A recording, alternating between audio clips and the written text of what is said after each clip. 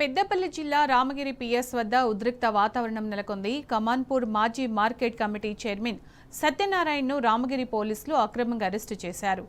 ఎందుకు అరెస్టు చేశారని ప్రశ్నించిన బీఆర్ఎస్ నాయకులపై అసభ్య పదజాలంతో తిడుతూ పోలీసులు లాఠీలు జులిపించారు. అక్రమంగా నిర్బంధించారని శాంతియుతంగా ప్రశ్నిస్తే లాఠీచార్జ్ చేయడమేంటని ఫైర్ అవుతున్నారు బీఆర్ఎస్ నాయకులు. వందల మంది అదనపు పోలీసు బలగాలతో భయానక వాతావరణాన్ని సృష్టించారన్నారు. పోలీసుల తీరుపై తీవ్రంగా మండిపడ్డారు. బాధ్యులపై కఠిన చర్యలు తీసుకోవాలని, మంతని సీఐని సస్పెండ్ చేయాలని డిమాండ్ చేశారు.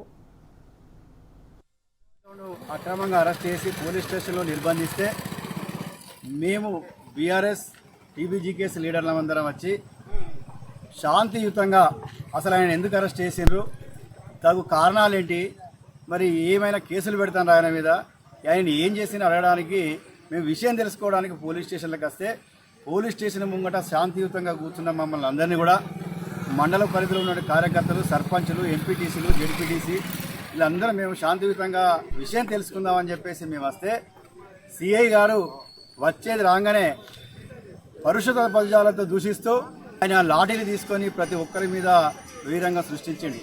ఎందుకు కొడతాను సార్, మేము ఏం తప్పు చేసినామంటే కూడా అని వినిపించుకోకుండా భయానక వాతావరణాన్ని ఇక్కడ సృష్టించిండు.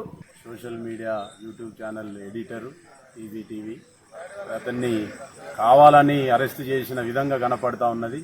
ఆ అరెస్టును అక్రమమని మరి బీఆర్ఎస్ రామగిరి మండల బీఆర్ఎస్ కార్యకర్తలు అందరం కూడా మరి స్టేషన్ దాకా వచ్చి మా నాయకుడిని ఎందుకు అరెస్ట్ చేసిండ్రు, మరి ఏంటిదని అనే దాని మీద మేము అడగడానికి వస్తే మా కార్యకర్తల మీద దౌర్జన్యంగా పోలీస్ డిపార్ట్మెంట్ వాళ్ళు పరుష పదజాలంతో చూస్తూ మరి కొంతమంది కార్యకర్తలు కూడా లాఠీ చార్జ్ చేయడం అనేది జరిగినది.